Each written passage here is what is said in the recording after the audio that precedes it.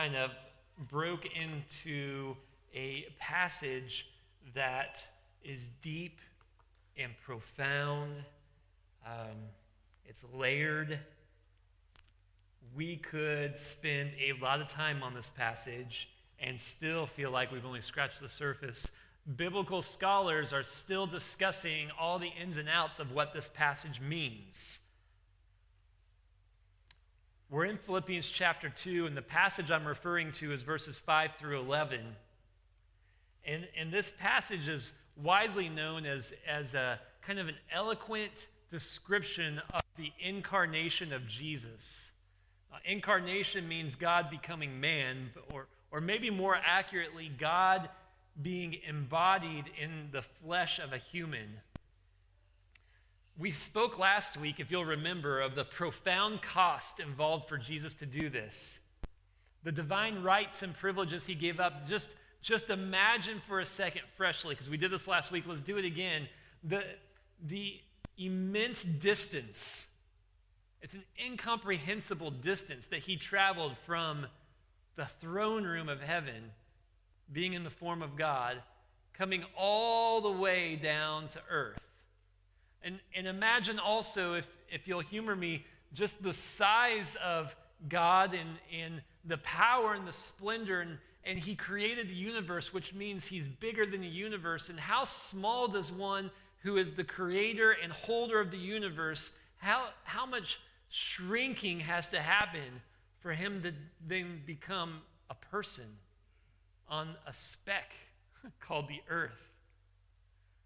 We think too highly of ourselves, I think. We're, in comparison to the universe alone, our size doesn't register on the scale. It's insignificant. Okay, there's no measurement whenever you're talking about that big. And God shrunk down and became one of us. We are familiar with this concept, but we need to let it freshly strike us every once in a while, just what was really involved in that. Today we'll continue in this passage, and we're going to take a zoomed-in close look at verse 8, chapter 2, verse 8. But first we're going to read the entire passage so that we have a good feel for the context, because all of you in the room, being good studiers of the Bible that you are, know that context is important, right? Context is important. We can really mess things up by just picking and choosing verses because they say what we want them to say in the moment. They suit our purposes and our needs for that moment. We need to understand what God is truly saying, and one of the ways you do that is that you understand where that verse lives and what was said before and what's said after, and get the context is very important. So we're going to do that. We're going to read the whole passage. It's up on the screen, Philippians 2, verses 5 through 11, and I'm reading out of the ESV. You don't have to use the ESV. It's what I typically use. If you don't have a Bible, though, I would be happy to give you one. I even have one for you this morning. You just have to let me know after the service, hey, I don't have a Bible, and I'll give you one for free. Philippians 2, 5 through 11. Have this mind among yourselves, which is yours in Christ Jesus, who though he was in the form of God, did not count equality with God a thing to be grasped. Now, you'll remember last week we talked about that concept, that we're not talking about that Jesus he chose not to think about it. The original language is talking about he didn't seize it for himself. He didn't grab and take hold of it for himself.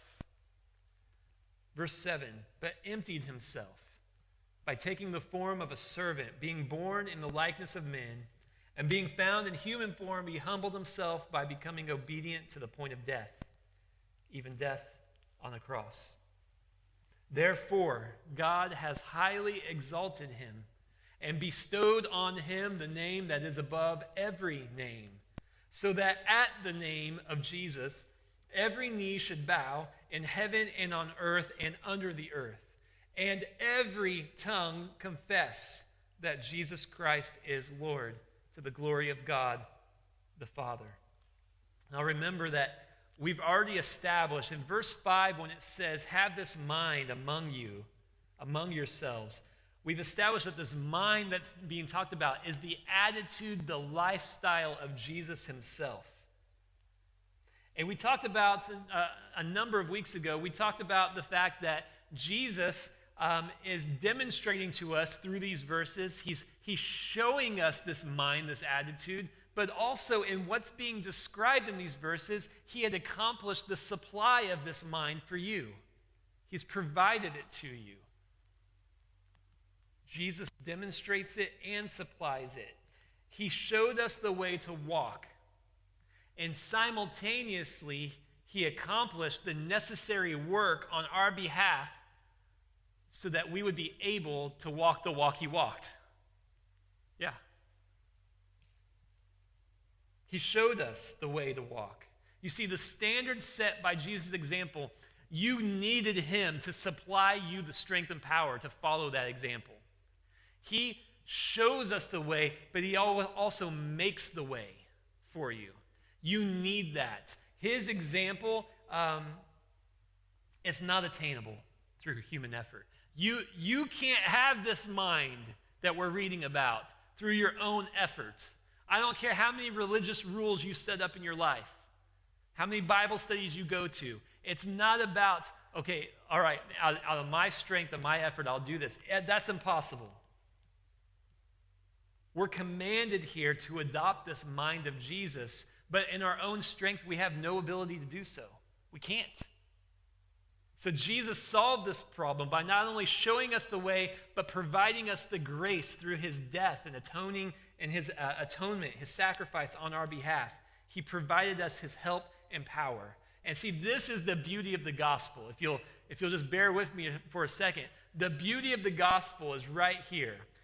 The fact that the gospel is ultimately supreme over the law. It's what we're talking about right now.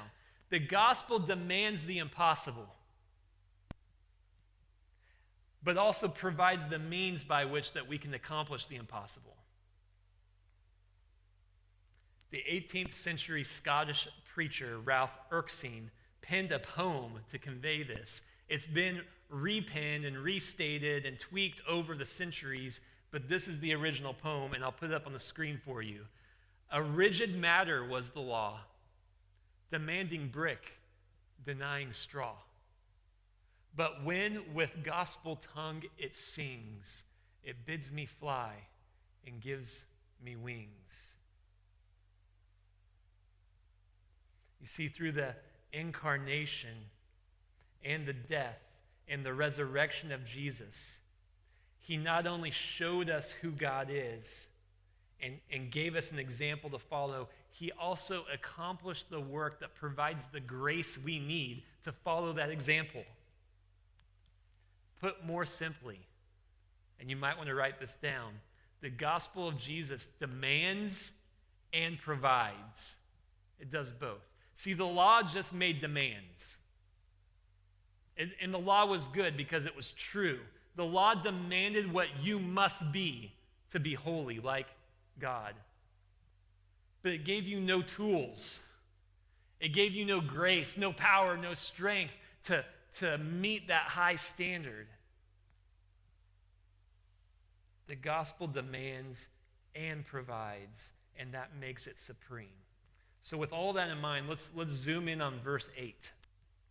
We'll put it up on the screen. And being found in human form, he humbled himself by becoming obedient to the point of death, even death on a cross. So the gospel demands and provides. Let's talk about what's being demanded here and what's being provided here. What's being demanded is this. We are told to adopt this mindset. What kind of mindset? The mindset that humbles itself. Okay, so for Jesus to go from form of God to form of man, we already talked about how far of a distance that was. That was an act of supreme humility. But here's what's crazy. He didn't stop there. He humbled himself all the way to becoming a man, and then he continued to humble himself as a man to become obedient to the point of death. And it's easy to say that you'll die for God whenever you think about a quick and painless death. But Jesus' obedience and humility took him all the way to the cross, which is not a quick, death. And it's not a painless death. It's the kind of death of your worst nightmares. And that's what he did. So what's being demanded? Be like that. Whoa. What's being provided? In that very death that Jesus went all the way to, in that very death, he provides us the victory over pride and over selfishness. The very things that would prevent us from following Jesus, he provided them through his death so that we can die. So that we can follow him in humble obedience all the way, just like he did. He has the victory over pride. He accomplished the victory over pride. And let me tell you something this morning, and here's where you really need to start listening, because here's where everyone in the room, young and old, male and female, needs to really take account of yourselves. Pride is the force that drives you towards disobedience. I'll put the definition of pride up on the screen. Pride is the quality of having an excessively high opinion of oneself or of one's importance. Or often it's both. So, in my opinion, this is what drives your every act of sin. Your every act of sin. It's the fuel that powers rebellion. It's your pride. It's the reason why you choose your way over God's way. I mean, think about what sin is. God says to us, hey, I'm going to give you in written form that you can access my will for you, my standard for living. This is the way to live, and it's a happy, good way to live. Here it is. And then we say, oh, okay, I'm pretty sure I can do it better. That's the definition of pride, and that's every sin you've ever committed. No thanks, God. Your way doesn't seem as good as my way. It was pride that drove Lucifer to lead a cosmic rebellion set on dethroning God. Have you ever thought about the insanity of that? I mean, shouldn't Lucifer have known there's no way that we are going to dethrone God when he made us, and anything that we think we have is from him? I mean, that was just insanity, but it was pride that drove it, right? He wasn't content to just have his exalted position as an angel. He wanted the throne because he felt like he was that important.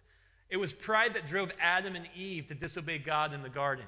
They had everything. Everything that you wish you had, everything your soul longs for was theirs in the garden. They had it, including face-to-face fellowship with God.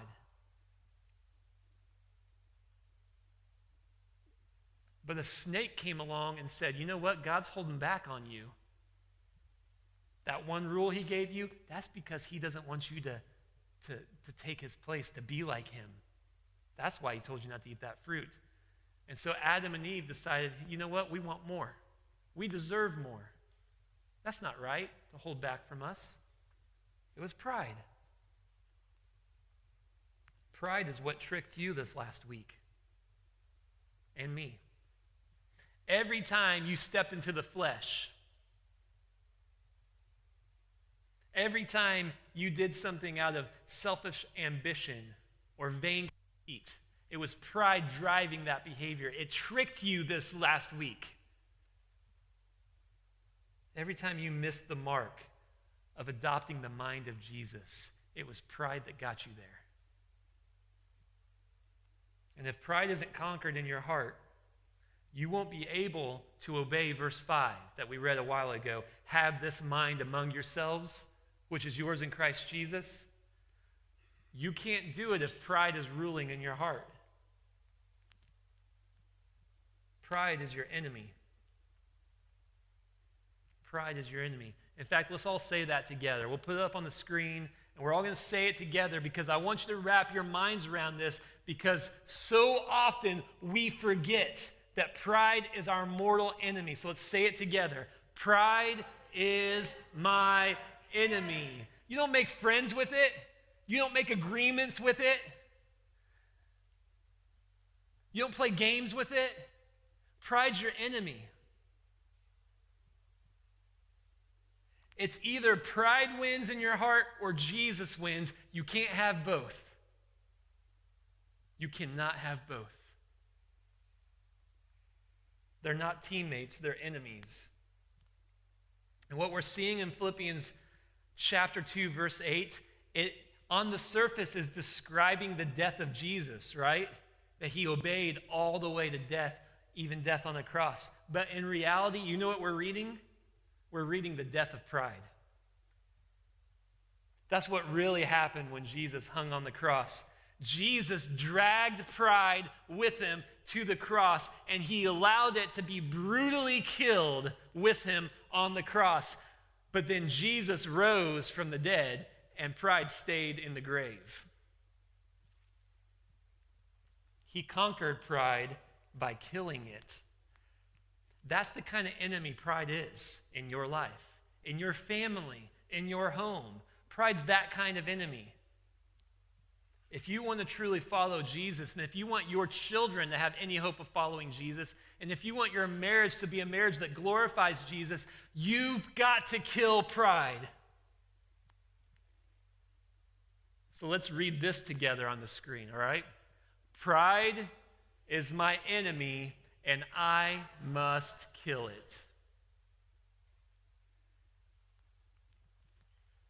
Grace and I have lived in town now for a couple of years, but before that, for about 5 years, we lived east of town, kind of in the country. And one of the main things we wanted to learn in the country, and we in fact were able to do it, was how to raise chickens for meat.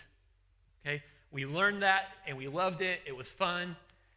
There was one summer where in our barn we had a brooder with 50 chicks in it, which we were going to raise.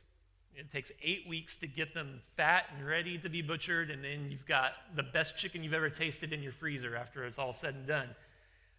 50 chicks in the brooder, and when I came out one morning to, feed and water and clean things up, and every single one of them was dead and mangled in the brooder.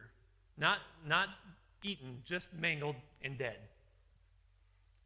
So obviously something got in there, and I didn't know what it was, and so actually Tim Clover loaned me like one of those trail cam things, those game cams. We set it up in there so that whatever killed the chicks, when it comes back, we'd see what it was, we'd know what we were dealing with, and it was a possum. Okay. That possum killed all the 50 chicks for fun.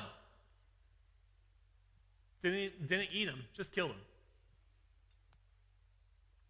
So, once I learned what kind of creature a possum is,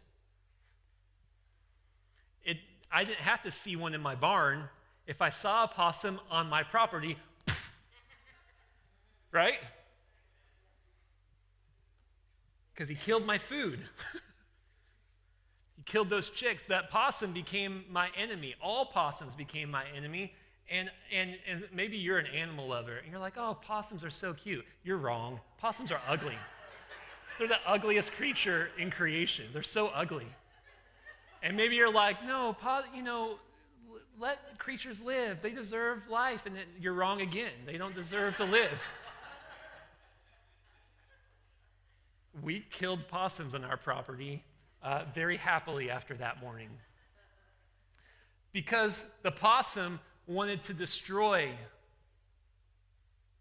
wanted to kill, wanted to steal. The possum was our enemy. And that's how you treat an enemy. You get rid of it. But see, we tend to protect our pride, right? Listen, this isn't a male problem, and it's not a female problem. And it's not an old problem or a young problem. It's a human problem. It's a human problem. We protect our pride. We make agreements with our pride.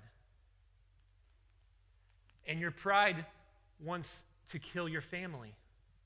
That's what pride wants to do in your life. Wants to rip your marriage apart.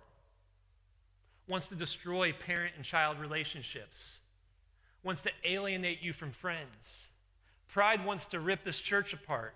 Pride is the enemy, and when you know and recognize who the enemy is, right? Can't live around our territory anymore. That's the way it should work.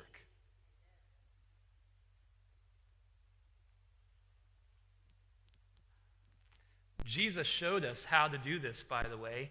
It's all right here in our passage. He provides us the power to do this, to kill pride. Because of his death and resurrection, listen, pride, the power of pride's already broken. Jesus finalized that. This isn't an insurmountable mountain in your life. It's not a giant that you have no power over. This is an enemy that you can kill because Jesus gave you the way to do it. You just have to decide you want to kill it. How do we do that? We've got to adopt the mind of Jesus for everything it means. See, he gave up his status, he gave up his rights, he gave up his privileges, he gave up his comforts. He chose to think less of himself than what he justifiably could have thought of himself, but he chose to think less of himself. He humbled himself by changing form, by going, just moving downwards and obeying God all the way to death. So let's look at verse 8 again. Being found in human form, so already humbled beyond your comprehension from going from God to man, being found in a human form, he humbled himself by becoming obedient to the point of death, even death on the cross. How did Jesus humble himself? It's an important question because true humility is the evidence that pride has died. So how did he humble himself? It tells us right there, by becoming obedient to the point of death. Humility came by obedience, even to the point of excruciating death. Here's the difference between Jesus and us. He obeyed all the way to the cross.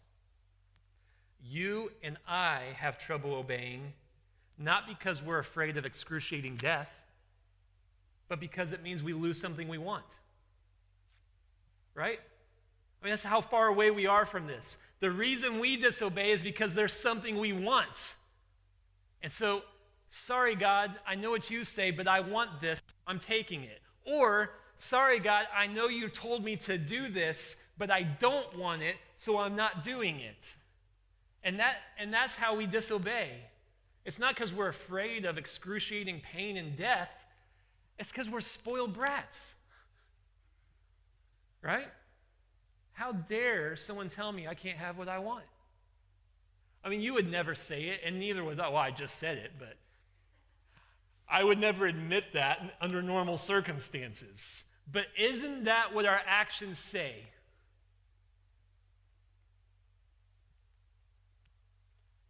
I deserve what I want. Why? Because I have an excessively high opinion of myself and my importance. James says that temptation comes not from God, right? It's interesting, he doesn't even say temptation comes from the devil. We can talk about that another time. What does he say it comes from? Your own desires. When you're enticed by your own desires. Listen, your desires will control you if you think you're the most important person. If you have an excessively high opinion of yourself and your importance, and then you want something, that's what rules the moment.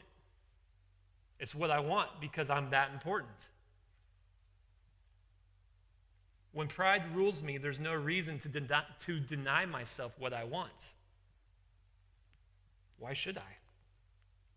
Jesus killed pride by obeying to the point of death. And that's what you have to do. If you want to kill pride, if you want to pick up that rifle and shoot it, you got to obey even to the point of death. You got to obey even when it means you don't get what you want. Even if it means you have to get rid of things you really love. Even if it means you have to do or say or go somewhere that you don't want to, You got to obey all the way. Every time you make a decision like that, you've struck a blow to pride, a fatal blow. The call of Jesus is high and lofty. It's a crazy high call. In this call of Jesus, when he called you and said, hey, follow me, I'll save you, it was an offer of freedom and joy and life to the fullest. It was all those things, and that's the stuff I like to preach. Okay, Jesus came to give us life and life abundantly, right? And it's true, and that's fun to preach. And it's fun to preach that if we abide in his word and we know the truth will set us free. We love freedom. That's fun to preach. And the gospel does offer you amazing things. There's great reward in the gospel, but the call of Jesus is also a demand to die 10,000 painful deaths as we kill our self-absorbed and prideful way of thinking and living. And it's a daily thing. What does it look like if every time you see pride rearing its ugly head in your life, you just cut it off? You just shoot it. Like, nope, that's not allowed in my life. What does that look like? There's a cost to that. There's a cost to that. Dietrich Bonhoeffer sums it up this way. He sums it up really succinctly in his book, The Cost of Discipleship. Here's the quote. When Christ calls a man, he bids him come and die. Come and die. That doesn't sound like a lot of American preaching, but that's the truth. If you're going to follow Jesus, you got to die. But listen, don't give in to despair right now, because I'm trying to communicate to you that the gospel comes with cost. It's free and expensive. It's hard to wrap our minds around, but Jesus bought it for you. He offers it to you freely. All you have to do to gain it is to walk away from everything, to give up everything. It's free and expensive, but don't give in to despair. I'm not presenting you with something that is impossible to attain. I'm not. Because remember, Jesus, the gospel and Jesus demand and they provide. They make these crazy demands. And then through the gospel, he provides you with everything you need to live up to the demand.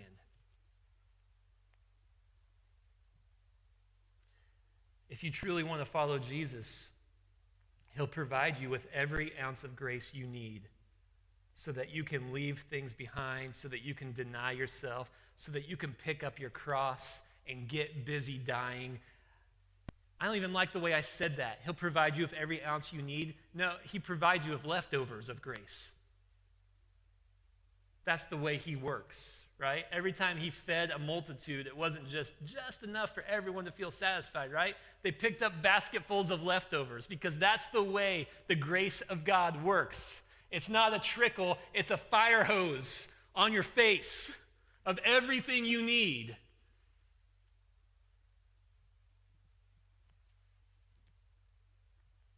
But you can turn your back on it. You can pick up a sinful umbrella and say, too much. No.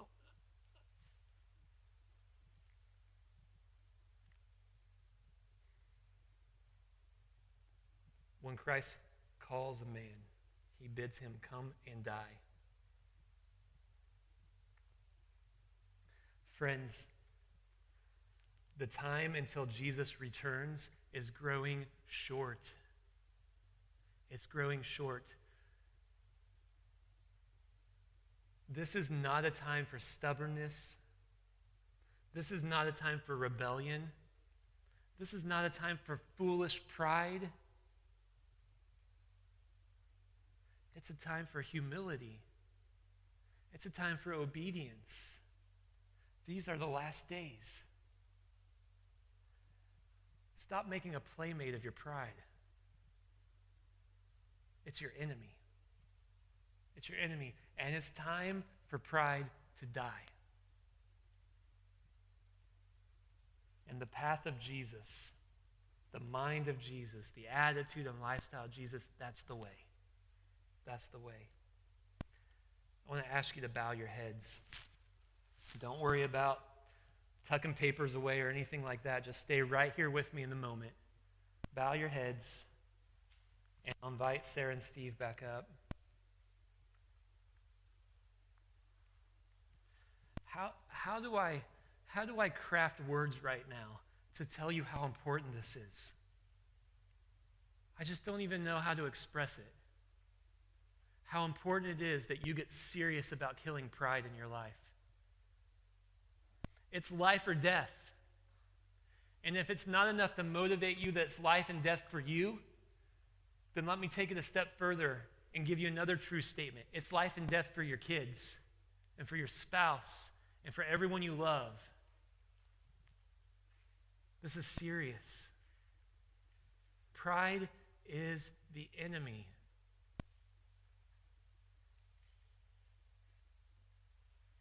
And what we're going to do as Steve and Sarah lead us in a song, you can sing along with them and worship, that's fine.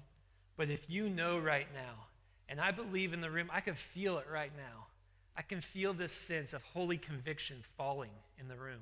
And it's so good. It's such a good thing.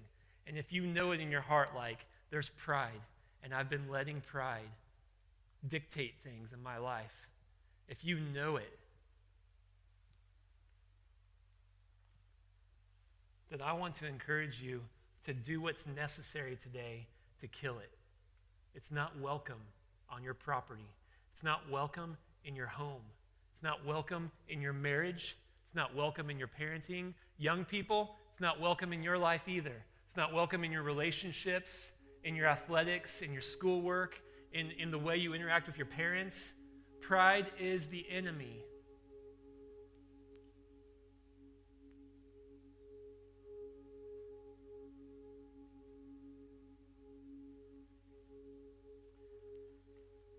Did you know that one of the biggest things that keeps people from responding in a moment like this and coming to the altar is actually pride?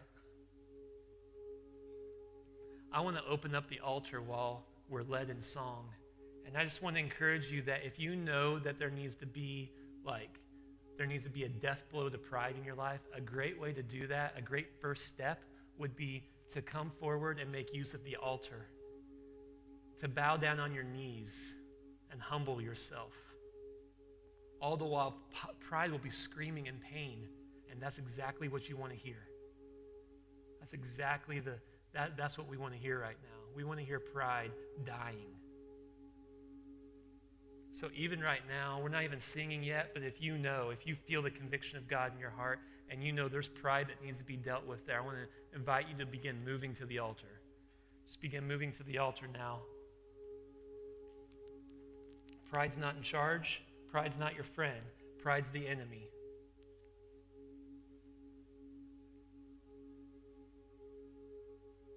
Thank you, Lord.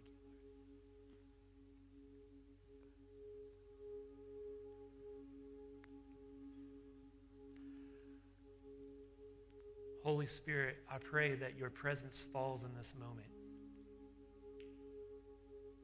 And I pray that in the spirit realm, the things our physical eyes can't see, that there's a great battle going on right now, and light is winning. Love is winning. Humility is winning. The gospel is winning. Jesus, the King, is winning in this moment. Holy Spirit, would you continue to work in hearts? Bring conviction, Lord. Conviction is so good. Would you bring conviction to us so that we know what you're telling us to do? And as we sing, let this be a holy few moments set apart for transformation as we together are adopting the mind of Christ and choosing humility over pride. Let it be so as we sing. Use the altar. Humble yourselves. You can still come. It's not too late.